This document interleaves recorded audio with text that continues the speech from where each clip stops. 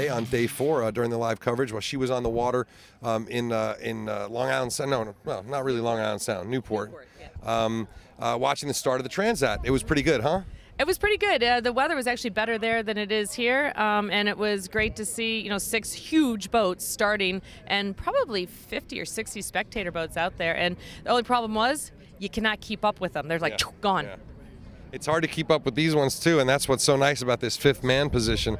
But it's been pretty cool.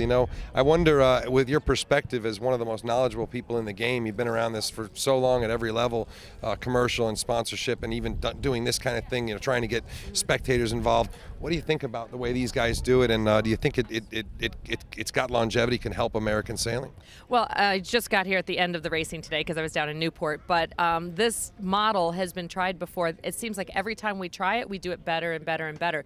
And it has to, especially in America. We have so much opportunity with corporate sponsorship and different venues where we can do something like this, especially closed course racing. It has to be done, and it has to be done well. The other thing is, a big component of that is the community sailing and the outreach, and what we're doing at Oak Cliff, where we're providing the base of fans for this type of sailing, because you need the fans to have the sailing. As a matter of fact, we have like 6 or 7 of our supporters that have driven up from New York just to see this. That's great. That's great. And of course, talking about Oak Cliff Sailing, here the official charity is Courageous Sailing, doing a great job of getting underprivileged kids out sailing.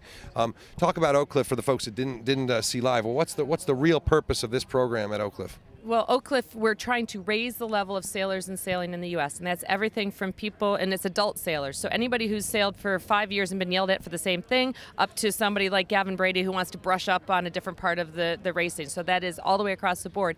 We have a training program that makes sure that people that want to go into the industry get the right training. They do things right, ethically, smart, to a high standard, which we should be holding ourselves to. What parts of the industry? I mean, if I'm a 20-year-old kid or a 22-year-old just got out of college, and I say, I'd really like to work on boats. What can you help them learn? Well, if you want to work on boats, you need to know the whole thing. So you need to know, because you may not end up working on boats. You may end up being a skipper. You may end up being a rigger. You may end up being a sponsorship person. So we do the full package. You need to know every position on the boat for sailing. You need to, or we teach you every position in the boat shop: composites, rigging, electronics, engine repair.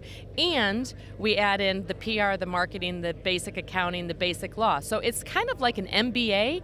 And then from that, you can decide whether you want to own your own business, you want to be a professional sailor, you will have a better idea of if that's possible for you as an individual.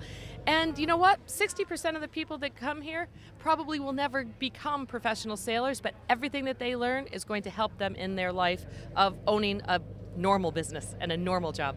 And you know what? We all know how sailing teaches just great lessons about everything in life, and obviously at the level you're doing it at, that's getting pretty intense. Where? So this is on the North Shore of Long Island. Is it Cold Spring? No, it's next to Cold Spring Harbor. It's Oyster Bay. Oyster Bay. So if I wanted to go to a course, is it? How much does it cost? How long does it take?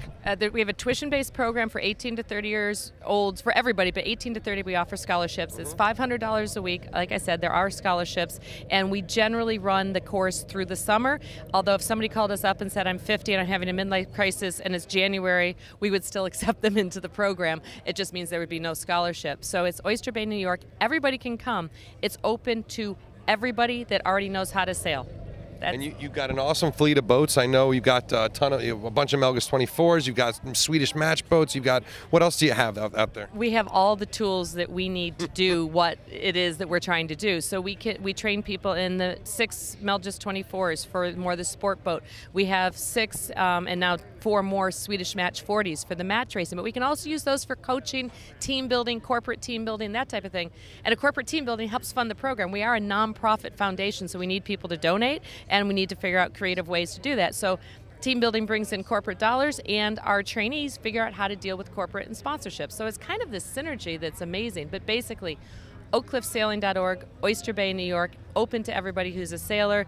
If you want to come out just for one afternoon and do training on Tuesday match racing because you happen to be in New York City, no problem. We ask that you donate whatever you can. Love it. Great job and great idea, and to you and to Hunt Lawrence for funding the startup. It's great stuff, and we need more of those people and more people making it viable. So thank you. Thank you. Good to see you again. Okay, I'm going going to go check out the cool boats. boats.